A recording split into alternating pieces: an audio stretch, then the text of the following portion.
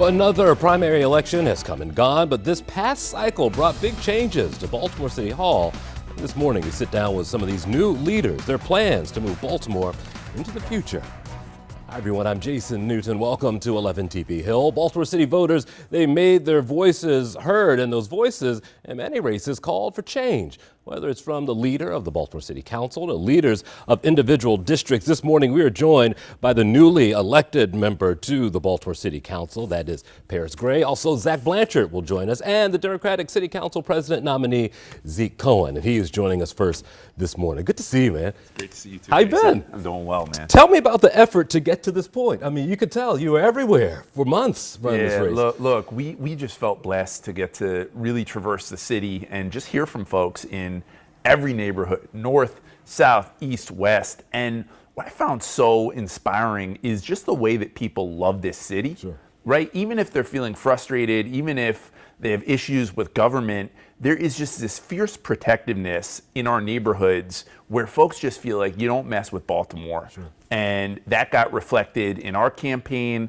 And we felt really good because at the end of the day, we were able to stay really positive, make it a aspirational campaign about what our city could be. We didn't attack our opponents. And I think the results showed that that's what folks are looking for. They don't want to see us fussing and fighting. They want to see us solving problems and putting Baltimore first. And you mentioned that. Tell me a little bit more about that, having a relationship with the folks that you work with, because we expect now in American politics to be each other's throats. But you're saying to be reflective of the community that you want to see. Is that why you've gone the direction you did with your campaign? Well, listen, this is Baltimore. This is not Washington, D.C., right? We can have a healthier relationship between our elected officials. And what I heard time and time again in different communities is there is too much politicking, too much posturing, too much pointing fingers. Folks just want us to focus on Baltimore and on solving problems, not on the interpersonal conflicts that too often dominate the public conversation.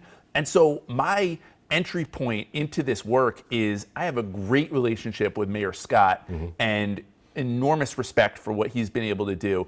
I also have a great relationship with State's Attorney Ivan Bates and Governor Wes Moore and Sheriff Sam Cogan and my colleagues on the council. And what I look forward to doing is being a bridge that can help folks move the city's collective agenda and really focus on what our communities want to see, not getting into it in back and forths and big public shows. I think people just want us to get to work. Sure, you could have done a lot of this work just staying in the first district, but you decided to go for a bigger role. What was the calling? Yeah, look, I am so proud of what we've been able to do in Southeast Baltimore, and I do want to just shout out my amazing staff, but also our community associations. We were one of the only districts that grew by 5,700 people in the last census. We have rebuilt 4 of our schools. We just, you were mentioning before the show, Patterson Park Pool is open on time. You know, the investments in our parks and in our pools have been huge, and it has been just the honor of a lifetime to get to represent this scrappy, diverse district in District 1. But for me, it's about, look, how do we take some of the systems that we've been able to build in Southeast Baltimore and scale them citywide? How do I support my colleagues across the city to have a more unified council where we are working together? We're not sniping at each other. We're not having conflicts that spill out into the public, but we're actually figuring out what does it take to get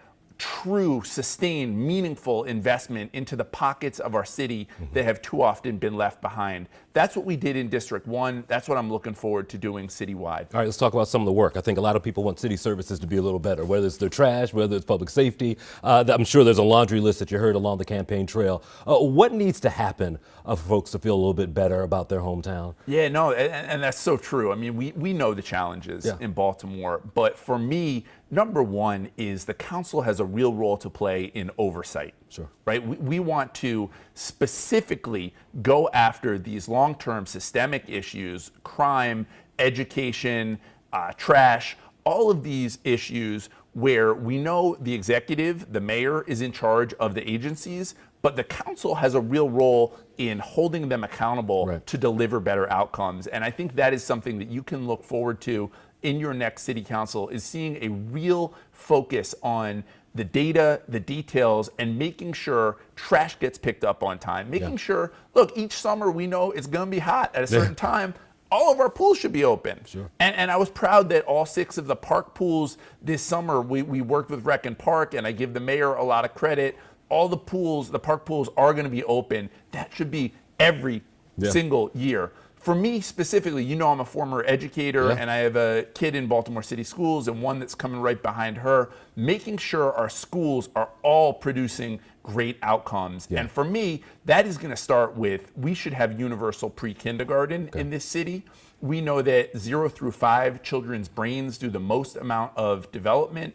For my daughter, preschool was a game changer. I want to see that for every single child. And on the other end of the spectrum, we cannot continue to graduate our kids into a life of poverty. Sure. We need to make sure every single Baltimore City public school grad has either a college or career plan. And look, Jason, not every kid needs to go to a 4-year college. Sure. But what about the trades? What about becoming a plumber or an engineer or any of these jobs that we know with the advent of artificial intelligence and with the robots, we're still going to need skilled folks. That's what I want to make sure we are building pipelines for our children in this city. I'm going to give you the impossible. Well, 30 seconds here. Ivan Bates came out with a good number, at least in terms of crime and homicides. What do you think of it? Do you think he can actually get this thing under 200 homicides, do you think? Look, I mean, that is the challenge, but it is going to take all of us. Sure. The mayor, the council, Ivan, the sheriff, the police commissioner, we all have to be partners in this work. We finally have alignment